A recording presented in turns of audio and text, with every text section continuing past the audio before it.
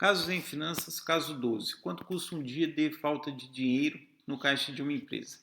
Parte 3, exercício 2, resolução. Exercício 2. Determinado cliente, ao invés de pagar o boleto bancário, às 16 horas do dia 18 de maio de 2022, foi até uma loja da empresa e pagou a fatura de 450 mil com um cheque. E ainda solicitou que esse cheque fosse depositado apenas no dia 25 próximo. A empresa não conseguiu recusar a solicitação e atendeu ao pedido. Considerando que a empresa se financia pagando 10% do DI e aplica sua sobra de caixa a 100%, calcule quanto este prazo adicional concedido ao cliente custou para a empresa. Resposta. Os passos necessários estão abaixo e as respostas completas eu mostro numa tabela do Excel logo a seguir. Passo 1. Obter as taxas DI, taxa anual com duas casas decimais, para o período que vai do dia 18 de maio ao dia 25 de maio de 2022. A fonte é a página da B3, na sequência, página da B3, Market Data e Índices, índices de segmentos setoriais, índice DI, metodologia de cálculo do DI, série histórica do DI, e nesta parte nós colocamos as datas e pesquisamos. Aqui está, nós vamos chegar nesta telinha, obtém a série histórica do DI, vamos colocar aqui o 18 de maio de 2022, aqui o 25 de maio de 2022, e vamos chegar a essa tabela aqui com essa informação que interessa, ou seja, a taxa DI para cada dia útil do período. Vejam que aqui as taxas são iguais para todos os dias, mas não necessariamente é dessa forma, ou seja, nós precisamos da taxa de cada dia porque o cálculo é diário. O passo 2, calcular o TDI, que é a taxa DI expressa ao dia, calculado com arredondamento na oitava casa decimal. Então nós temos aqui o DI que nós obtivemos para um dia, olha, 12,65 por 100, mais 1, e aqui 1 sobre 252 dias úteis para chegarmos à taxa diária. Menos 1, temos aqui a taxa diária. Para arredondar na oitava casa decimal, nós temos função na HP, nós temos função no Excel. O passo 3, nós vamos calcular o fator resultante a partir deste TDI calculado aqui. O que entra neste cálculo é o quê? É o percentual de aplicação. Nesta opção 1, nós temos o percentual de aplicação de 100%, ou seja, a empresa conseguiria aplicar esse recurso a 100% do DI. Então, nós temos aqui 100 sobre 100 vezes a taxa diária. Mais 1, nós chegamos a um fator. Este fator tem que ser truncado, ou seja, sem arredondamento, na 16ª casa decimal. O passo 4, nós calculamos o produtório dos fatores diários, ou seja, nós acumulamos os fatores diários, nós vamos acumulando 1 mais I vezes 1 mais I, ou seja, 1 mais TDI vezes 1 mais TDI. Nós vamos acumulando os fatores diários, sendo que a cada fator diário acumulado, o resultado também tem que ser truncado na 16ª casa decimal. E aí vamos aplicando o próximo fator diário. Uma observação importante, a data inicial do período, ou seja, o nosso 18 de maio entra no cálculo, mas a data final não, ou seja, o dia 25 de maio não. Então nós vamos calcular do dia 18 ao dia 24. Nós vamos acumular do dia 18 ao dia 24 de maio. Ou seja, há uma regra básica que é o seguinte, a primeira data entra, a primeira data inclusive, a última data não entra, exclusive.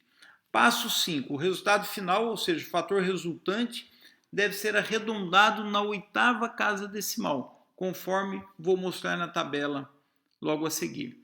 E o passo 6, nós calculamos o montante e os juros. Então aqui está a tabela. O primeiro passo, nós obtivemos a taxa DI. O segundo passo, nós calculamos a taxa TDI, que é essa taxa anual, é a taxa diária. Aqui nós vamos tê-la com arredondamento na oitava casa decimal. Aí nós vemos para o terceiro passo, que é o quê? Eu pego o TDI e aplico o percentual. Nesta primeira opção que estamos analisando, que a empresa deixou de aplicar o recurso, porque esse dinheiro ficou num cheque que não foi depositado, a empresa conseguiria, ela perdeu a oportunidade de aplicar a 100% do DI. Então aqui está 1 mais o TDI vezes o percentual, e este número aqui tem que ser truncado na 16ª casa decimal. Então nós temos aqui o 1 mais o TDI para cada dia. O passo seguinte, nós temos que acumular estes fatores diários. Então, o primeiro aqui é igual, então este é igual a este. O segundo fator é o anterior vezes o fator do segundo dia. O terceiro fator acumulado é o anterior vezes o fator diário do terceiro dia. E aí nós vamos acumulando. Cada fator acumulado também tem que ser truncado na 16ª casa decimal. Atenção, o último aqui tem um passo adicional que é, este último que está truncado na 16ª casa decimal tem que ser arredondado na 8ª casa decimal. Este é o fator que nós vamos considerar para calcular montante e juros. Vejam a regra básica aqui, a primeira data entra, ou seja, o DI da primeira data entra, o DI da última data não entra. Então o período foi, a empresa deixou de receber o dinheiro no dia 18 e recebeu um cheque para o dia 25 de maio. Então nós estamos analisando o período de 18 de maio a 25 de maio. Nesse cálculo que a empresa considera no cálculo a primeira data, mas não considera a última. Por quê? Porque se esse dinheiro estiver disponível no dia 25, logo pela manhã, a empresa recebeu o quê? O DI do dia anterior, mas ela não vai receber o DI do dia 25. Então nós temos aqui o fator acumulado na 8ª casa decimal, este fator vezes o capital, nós vamos chegar ao montante de R$ 451.064,78. E aqui os juros de R$ 1.064,78. Enquanto o cheque ficou parado, a empresa tinha, paralelamente, financiamentos que ela pagava 110% do DI. Ou seja, esse cheque parado impediu que a empresa, por exemplo, liquidasse um financiamento. Então, ela perdeu a oportunidade de liquidar um financiamento. Nós temos aqui o P de 110, porque a empresa pagava 110% do DI. Então, nós temos aqui 110.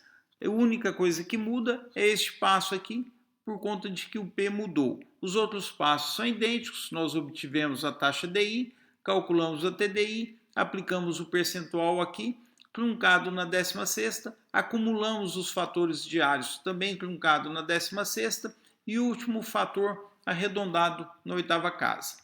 Este fator multiplicado pelo capital leva a um montante de R$ 451.171,37, ou seja, R$ 1.171,37 de juros. Esse dinheiro parado que a empresa não recebeu poderia ter sido usado para liquidar um financiamento e a empresa ter economizado essa quantia de juros. Alternativamente, nós podemos fazer esse cálculo diretamente na página da Bolsa. Nós chegamos lá em série histórica do DI, nos mesmos passos anteriores, e aí vamos para a calculadora de DI. Nesta calculadora, o que nós fazemos? Aqui tem as duas opções nossas, com P igual a 100% e P a 110%. Nós colocamos as datas, 18 de maio a 25 de maio, ou seja, colocamos a data inicial e a data final, do dia 18 ao dia 25, colocamos o percentual e colocamos o valor, os 450 mil. Calculamos e vamos chegar exatamente no montante que havíamos calculado fazendo a metodologia passo a passo, ou seja, R$ 451.064,78, ou seja, o mesmo montante que calculamos aqui, olha, R$ 451.064,78, ou seja, chegamos diretamente no montante lá do passo a passo, no mesmo montante que chegamos quando aplicamos o passo a passo.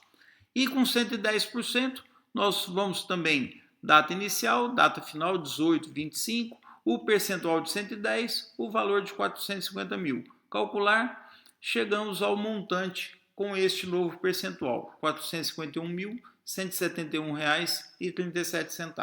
Com isso, nós terminamos a parte 3, exercício 2.